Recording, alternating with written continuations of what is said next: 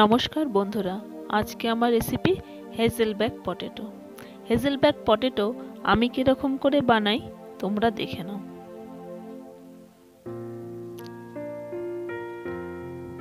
এই হেজেলব্যাক পটেটো বানানোর জন্য আমি কতগুলো আলু নিয়েছি। এবার এই আলুগুলো আমি কেটে নেব। আলুটা যাতে দু টুকরো না হয়ে যায় সেই জন্য আমি দুটো পাইপের সাহায্যে এবার কেটে নেব। দেখো, এইভাবে চিড়ে চিড়ে নিতে হবে।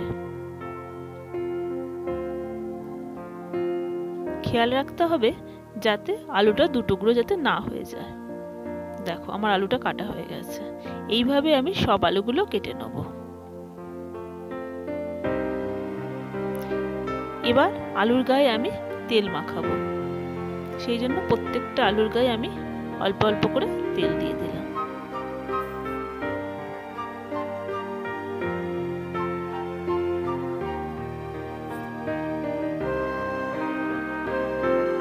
এবার আমি এতে পিঙ্ক সল্ট মাখিয়ে নেবো আলুর গায়ে। গ্রিন চিলি দিলাম, গোলমরিচ গুঁড়ো ছড়িয়ে দিলাম আলুর ওপর, আর অরিগ্যানো দিয়ে দিলাম। দিয়ে এবার আমি আলুগুলোকে ভালো করে মেখে নেব। দেখো, ভালো করে মাখা হয়ে গেছে। এদিকে আমি একটা বেকিং ট্রে নিয়েছি, তার মধ্যে আলুগুলো সাজিয়ে দিলাম। দিয়ে আবারও অল্প অল্প করে তেল দিয়ে দিলাম। উপর থেকে আরেকটু করে গোলমরিচ গুঁড়ো দিলাম, আর খানিকটা অরিগ্যানো ছড়িয়ে দিলাম। এবার টুকরো করে রাখা চিজ প্রত্যেকটা আলুর ওপর বসিয়ে দিলাম।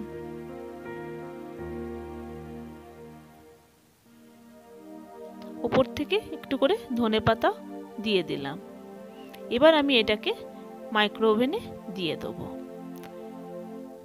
এবার কনভেকশন মোডে 180 ডিগ্রি সেন্টিগ্রেডে 20 মিনিটের জন্য এটা কুক করে নেব।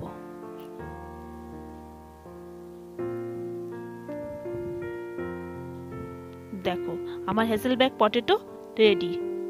আমার চ্যানেলটা যদি ভালো লাগে তাহলে লাইক, শেয়ার এন্ড সাবস্ক্রাইব করে দেবেন।